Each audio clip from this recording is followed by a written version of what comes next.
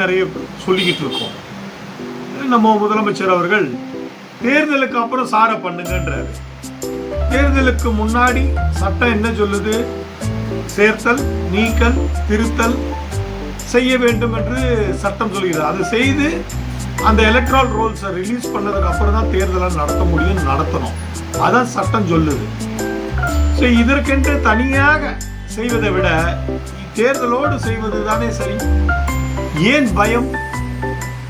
November 4ஆம் தேதி, இன்றிலிருந்து டிசம்பர் 4ஆம் தேதிக்குள் இதை சரிபார்ப்பு பணிகள் எல்லாம் செய்யப்பட்டு விடுகிறது. செய்யப்பட்ட பிறகு மீண்டும் அதாவது டிராஃப்ட் ரோல் தான் ரிலீஸ் பண்றாங்க.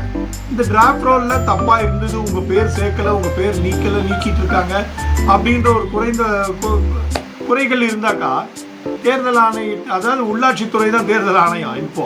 அப்படி இருக்கும்போது இந்த உள்ளாட்சித்துறையில BLO கிட்ட எல்லாத்தையும் சரியா செய்வதற்கு மனு கொடுத்து செய்து விடலாம். ஃபைனல் டிராஃப்ட் எப்போ ரிலீஸ் பண்றாங்க? பிப்ரவரியில ஃபைனல் டிராஃப்ட் ரிலீஸ் பண்ண போறாங்க. இதுக்கிடையில அப்படின்னு ஆளுங்கட்சியோ எதிர்கட்சியோ தனக்கான பாதிப்புகள் இருக்கிறதா, பொய்யான செயல்பாடுகள் இருக்கிறதா இருந்தாக்கா அதை சரி செய்து கொள்ளலாம். அது மட்டும் இல்லாம இன்னைக்கு திமுக 2 கோடி உறுப்பினர்களை வைத்திருக்கிறது. 2 கோடி உறுப்பினர்களை வைத்து சரி செய்து கொள்ளலாமே. ஏன் பயம்? ஏன் ஓடணும்? தேவையில்லாம ஏன் டிஸ்டர்ப் பண்ணணும்? பணத்தை விரயமாக்கணும்? ஏன் உச்சநீதிமன்றத்துக்கு அதிக அழுத்தத்தை கொடுக்கணும்?